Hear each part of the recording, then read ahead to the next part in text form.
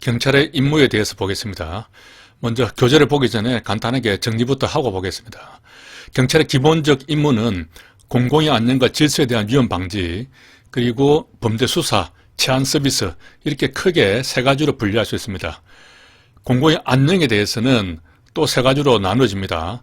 법질서 불가침, 이것이 제1요소고, 국가 존립, 기능에 대한 불가침, 개인 권리에 대한 불가침, 이렇게 법국의 세 가지 요소가 안녕에 포함됩니다.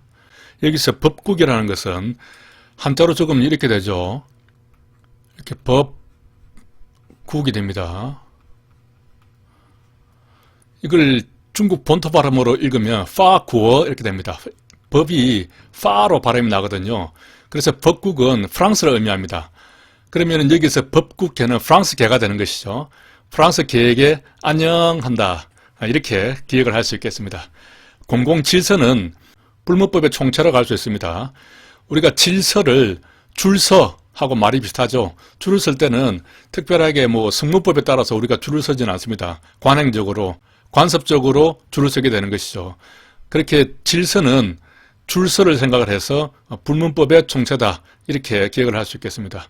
자, 위험의 인식에 대해서는 외관적 위험, 위험 혐의, 오상 위험, 이렇게 세 가지가 있는데요. 자, 외관이 혐오스러우면은 위험하다고 인식할 수 있겠죠. 이렇게 세 가지를 암기할 수 있겠습니다. 외관적 위험과 위험 혐의는 둘 다 적법한 것입니다. 오상 위험은 추정적 위험이라고 하는데 이것은 위법합니다. 이 정도만 기본적으로 해놓고 구체적으로 또 보겠습니다. 자, 경찰의 임무, 실정법상의 경찰의 임무는 어떻게 구분되어 있느냐. 이것을 사물관할이라고 하죠. 이 사물이라고 하면은 언뜻 이 이미지가 떠오르지가 않습니다. 사무관할로 생각하면 됩니다. 어떤 사물을 하느냐, 이렇게 생각하면 되죠. 기본적으로 국가경찰과 자치경찰의 조직 및 운영에 관한 법률에 규정이 되어 있습니다. 이게 너무 길기 때문에 경조법으로 하겠습니다. 조직법이기 때문에 경조법으로 이렇게 저는 줄였습니다. 어떤 사람들은 국자법으로 이렇게 줄이기도 하는데 저는 경조법으로 이렇게 쓰겠습니다. 우리 경조법 3조, 그리고 경지법, 경찰관 직무집행법이죠. 여기 2조에 보면은 똑같이 이렇게 규정이 되어 있습니다. 자, 이 내용은 우리 경찰의 기본적인 임무이기 때문에 웬만하면 암기를 하는 것이 좋겠습니다. 자, 국민의 생신제죠. 생신제, 범죄의 예방, 진압, 수사입니다. 그리고 범죄 피해자 보호도 들어가 있죠. 그래서 예진수피, 이렇게 암기를 하셨습니다. 피업 공장의 이름 같죠. 예진수피. 자, 경비, 요인 경호 및 대간첩 대타로 작전 수행, 공공의 안녕에 대한 위험의 예방과 대응을 위한 정보의 수집, 작성 및 배포. 예전에 치안정보라고 되어 있었죠. 이 말이 사라지고 이번에 법률이 개정됐습니다. 자, 말이 좀 깁니다. 공공의 안녕에 대한 위험의 예방과 대응을 위한 정보의 수입, 작성, 배포, 이렇게 규정이 되어 있고, 자, 교통 업무, 또 외국 기관과의 협력, 그 밖에 공공의 안녕과 질서유지, 공안들이 되겠습니다. 이 중에서 가장 넓은 개념이 이 마지막에 있는 이 공안질 개념이 되겠습니다. 자, 경찰의 임무의 개념을 보면은 공안질이라는 것은 국민의 생신제 개념을 포함하는 상위 개념입니다. 가장 넓고 높은 개념이라고 할 수 있습니다. 자, 위험이 현실화된 때를 경찰 위반 상태로 하고, 사물관할은 사무관할이죠. 기본적으로 조직법적인 개념입니다. 자경법이 아닙니다. 자경법은 우리가 어떤 권력적인 행위를 할 때 근거가 되는 법률인데, 조직법은 우리의 임무가 어디까지냐 하는 것을 규정하는 법이 되겠습니다. 자, 경찰 활동은 형법적인 가벌성의 범위 내에 이르지 않았더라도 국민의 자유와 권리를 침해하지 않는 범위 내에서 수정 외부 활동이 가능합니다. 수정 예보는 우리 형식적 의미의 경찰할 때 한번 나왔죠. 수정 예보 서비스가 형식적이다, 이렇게 형식적 의미의 경찰에만 포함되는 것으로 공부한 적이 있습니다. 외보, 외곽에 있는 보루를 수정하는 것이죠. 자, 현대경찰의 새로운 진영은 재난권 영울의 수첩과 반사적 이익의 보호와 등으로 공익뿐만 아니라 사익까지 넓혀주고 있습니다. 경찰의 규제 권한 발동은 오로지 공익을 위한 것이다, 이러면 틀린 질문이 되는 것이죠. 사익까지도 넓혀주고 있다, 이렇게 보면 되겠습니다. 자, 그러면은 공공의 안녕과 질서에 대한 위험 방지가 무엇인가에 대해서 구체적으로 보겠습니다. 아까 법국계 안녕, 이렇게 암기를 했습니다. 법질서 불가치성 제1요소죠. 맨 처음에 나오니까 일소다 이렇게 생각을 해도 되겠습니다. 공법을 위반하면은 당연히 공공의 안녕에 대한 위험으로 취급이 됩니다. 사법을 위반한 경우에 이 경우에는 기본적으로 우리 경찰에 개입할 수 없는 것이죠. 하지만은 경찰이 없이는 법이 무효화되거나 사실상 어려워질 경우에만 이런 경우를 이제 보충성의 원칙이라 하죠. 이러한 경우에는 경찰이 개입할 수 있다 하는 겁니다. 자, 하지만 이제 경찰 개입 청구권, 재량권 영혼의 수출 등이 지금 인정이 되고 있는 분위기입니다. 자, 국가의 존립과 기능성 불가침성은 경찰은 국가의 존립을 보호할 의무가 있죠. 가불성이 없더라도 수정 예보 활동을 할 수 있다고 했고, 자, 기능성, 국가기관 등의 기능성을 보호해야겠죠. 위반할 때는 공직방해에 해당되지만은 국가에 대한 비판이 폭력 등을 동반하지 않으면은 경찰이 개입할 수 없겠죠. 자, 개인의 권리의 보호도 무형의 권리, 지적재산권도 보호 대상이 됩니다. 그리고 사적인 문제는 시기를 놓쳐서 권리가 무효될 때 그때만 경찰에 개입 가능하고 이때에도 잠정적인 보호에 한정해야 됩니다. 최종적인 보호는 법원에서 한다 하는 것이죠. 우리 경찰을 거리 판사라고 하는데 실제 판사가 아닙니다. 잠정적인 보호에 한정해야 됩니다.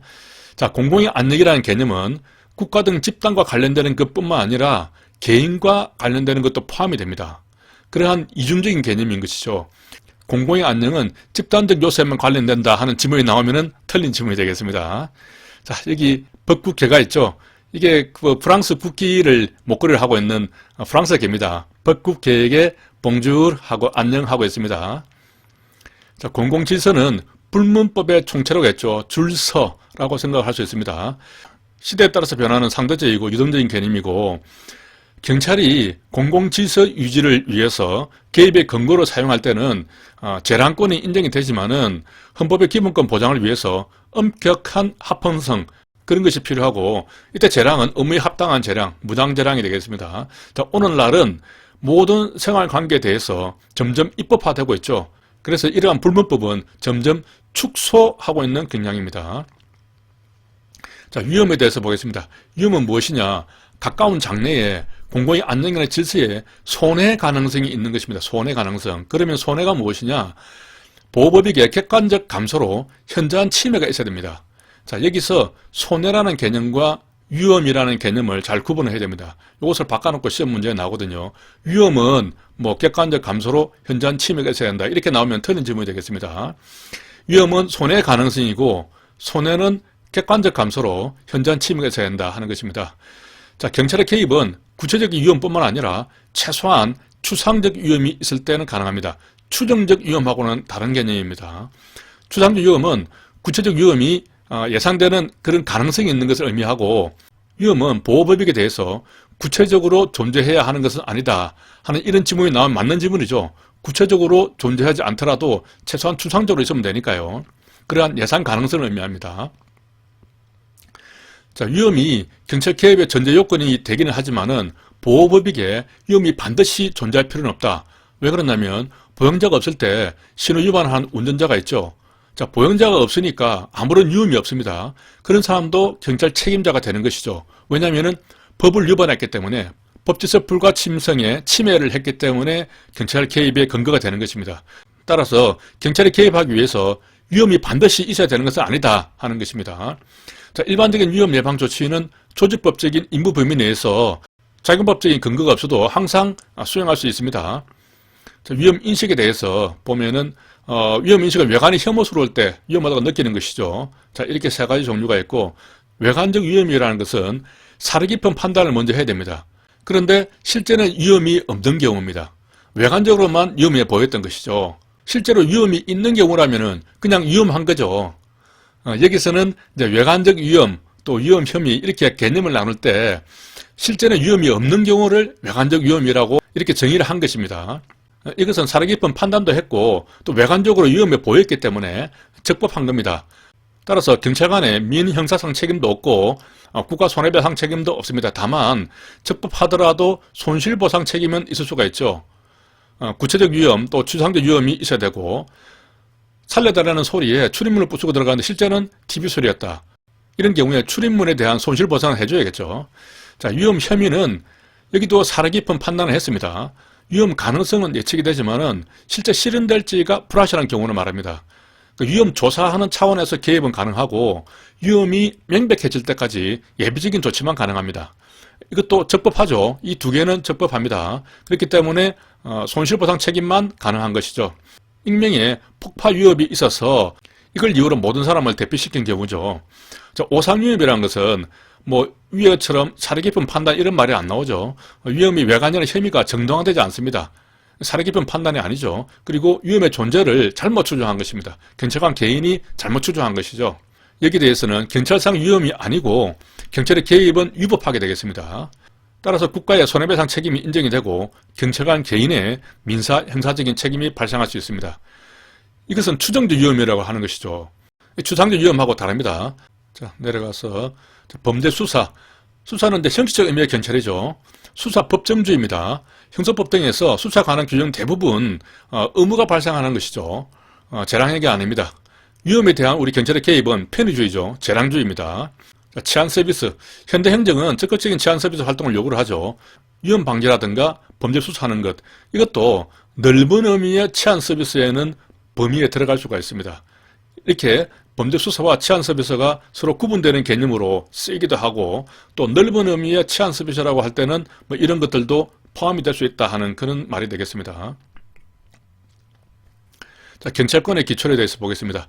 광의의 경찰권과 협의의 경찰권이 있는데 이게 상당히 좀 헷갈립니다. 뭐 시험에도 가끔 나오고요. 자, 광의의 경찰권을 보면은 협의의 경찰권 밑에 나오죠. 이 협의의 경찰권에다가 수사권, 비근로주 활동, 서비스 활동입니다. 이런 것들을 포함한 개념입니다. 그래서 협수비. 현재부터는 아시죠? 우리가 첩수비라는 말을 쓰죠. 그 말과 비슷합니다. 이렇게 기억을 할 수 있고, 여기 보면은 이제 광의의 경찰권 이렇게 하면은 협의의 경찰권, 또 수사권, 비권력적 이렇게 전부 다 권이 나옵니다. 이렇게 권권권 이렇게 나오죠. 이렇게 해서 기본적으로 글자로 한번 구분을 할 수 있겠습니다. 자, 협의의 경찰권을 보면은 밑에 정의부터 보면은 사회 공공의 안녕 질서 유지를 위해서 일반 통치권에 근거해서 국민에게 명령 강제하는 권한 이렇게 정의되어 있습니다. 따라서 일반 통치권에 근거하지 않는 내부적인 것이죠. 국회의장의 경호권, 또 법원 내에서 이루어지는 법정 경찰권 이런 것들은 협의의 경찰권에 포함되지 않습니다. 자, 이 말은 들어봤죠? 앞에 강의에서 실질적 의미의 경찰의 정의하고 같습니다. 또 이것은 광의의 행정경찰, 광의의 행정경찰이라는 것은 그 사법경찰에 대립되는 말이죠. 이런 말하고 또 유사하게 쓰이고 이것은 결과적으로 협의의 행정경찰과 보안경찰을 포함하는 개념이 됩니다. 이렇게 같은 뜻을 서로 다르게 부르는 것은 분리하는 기준이 각 다르기 때문에 그렇습니다. 하지만은 제가 모아보니까 이렇게 서로 유사한 의미로 쓰고 있고 이렇게 정리를 할 수 있겠습니다. 자, 그러면은 복습하는 차원에서 한번 간단하게 보면은 실질적 의미의 경찰은 무엇이죠? 우리가 실질적으로 독학사일하고 장명소 차렸다고 했죠. 자, 여기서 1이 나오는데 이것이 일반 통치권에 근거하고 명령 강제하는 것이죠. 자, 일반 통치권에 근거하고 명령 강제하는 겁니다. 그리고 협의의 행정경찰은 무엇이죠? 협의하는 것은 일반 행정기관하고 협의한다. 일반 행정에 결부된 경찰행정을 의미한다. 이렇게 설명을 했죠. 여기에는 건영위가 있습니다. 건축, 영업, 위생이 있는 것이죠. 보안경찰은 어떤 것이 있습니까? 경찰행정의 독자성 유무를 구분을 할 때 보안경찰과 협의의 행정경찰로 나누어졌죠. 자, 독자적으로 하는 것, 교생풍해경이었죠. 자, 이런 식으로 지금 계속 그 두 문자들을 한 번씩 복습을 합니다. 전체적으로 이런 말이 나올 때마다 두 문자를 바로바로 한 번씩 떠올려줘야 암기가 됩니다. 협의의 경찰권은 경찰 책임자에게만 발동하는 것이 원칙이겠죠. 하지만 법령상 근거가 있고 또 긴급한 경우에는 경찰 책임자가 아닌 자에게도 발동이 가능합니다. 이것을 경찰 긴급권이라고 하죠. 경찰권의 상대방은 통치권에 복종하는 모든 자에 해당됩니다. 법인과 외국인도 포함이 되는 것이죠. 자, 다른 행정기관이 경찰 의무에 위반하는 경우에 우리가 경찰권을 발동할 수 있느냐 하는 것에 대해서 이렇게 썰이 나눠져 있습니다. 자, 부정설은 해당 행정기관이 스스로 위험을 극복해야 된다. 긍정설은 경찰 목적이 우월하기 때문에 개입이 가능하다. 절충설이 다수설이 되겠죠. 다른 행정기관의 적법한 임무 수행을 방해하지 않는 범위 내에서 우리가 개입할 수 있다 하는 것이 되겠습니다. 자, 수사권을 보면은 형사법에 의해서 경찰에 부여됐고 자연인 및 법인의 발동이 가능하고 형사법에 규정된 관계자 이외에는 발동이 안 되는 것이죠. 수사권이 제한되는 경우가 있습니다. 자, 외교 사절은 면책 특권이 있죠. 그리고 공무 집행 중에 미군 문제에 대해서는 1차 재판권이 미국에 있습니다. 소파 규정에 의해서. 대통령은 재임 중에 소추를 못하죠. 불소추 특권이 있습니다. 그리고 국회의원은 회기 중에 국회가 열렸을 때는 체포하지 못하죠. 불체포 특권이 있습니다. 이렇게 사람에 대해서 제한이 있는 것이죠. 다만 화재 등 긴급한 경우에는 외교 사절의 동의가 없어도 공간에 들어갈 수 있는데 이것은 국제 관례로 인정이 되는 것입니다. 국제법이 아닙니다. 이런 것도 바꿔서 문제가 나옵니다. 자, 비권력적인 건 서비스죠. 조직법적인 범위 내라면은 근거 규정, 수권 규정이라고 하죠.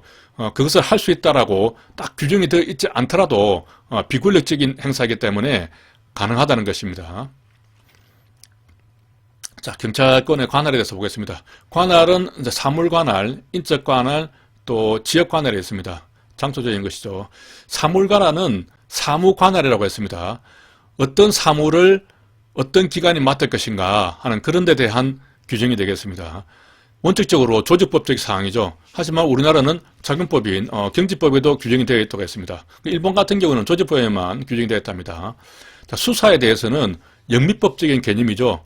영미야 자취방에서 엮개 들고 뭐하니 구분 없이 술 사줄게 이런 두 문자가 있었죠. 영미법계 개념이고 우리나라에서는 미군정 시대에 들어오게 됐습니다. 경찰 서비스도 공안질에 포함된다고 했습니다. 자, 인적 관할은 이렇게 쭉 있고요. 국무총리에 해당되지 않습니다. 자, 국회에서 국회의장은 국회 운영위원회입니다. 우리 국가경찰위원회가 아니고 국회 내부의 운영위원회의 동의를 얻어서 일정 기간을 정해서 정부에다가 경찰청장이 아니죠. 국회에서 하니까 정부로 하는 겁니다. 국가경찰의 파견을 요구할 수 있습니다. 이때 국회 경위는 건물 안에서 근무를 하고 국가경찰은 건물 밖에서 근무하는 것이 원칙입니다.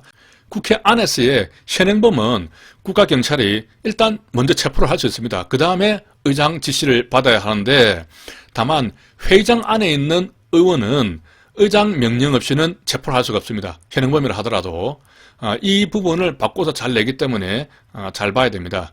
자, 현행범인은 의장에게 보고를 한 후에 지시받아서 체포한다 이러면 틀린 질문이 되는 것이죠. 자, 현행범인은 바로 체포한 다음에 의장을 지시받습니다. 다만 회의장 안에 있는 경우에만 의장 명령 없이 할 수 없는 것이죠.